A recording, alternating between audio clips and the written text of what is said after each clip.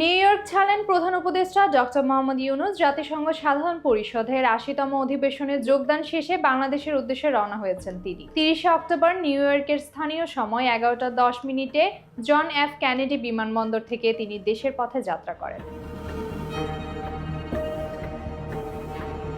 বিমানবন্দরে প্রধান উপদেষ্টাকে বিদায় জানান যুক্তরাষ্ট্রে নিযুক্ত বাংলাদেশের রাষ্ট্রদূত তারেক মোহাম্মদ আরিফুল ইসলাম এবং জাতিসংঘ বাংলাদেশের স্থানীয় প্রতিনিধি সালাউদ্দিন নোমান চৌধুরী। এর আগে ২৯শে সেপ্টেম্বর প্রধান উপদেষ্টা ডক্টর মোহাম্মদ ইউনূস নিউ ইয়র্কের উদ্দেশ্যে রওনা হন, যেখানে তিনি সাধারণ পরিষদের অধিবেশনে ভাষণ দেন এবং বিভিন্ন উচ্চ পর্যায়ের দ্বিপক্ষীয় বৈঠকে অংশ নেন।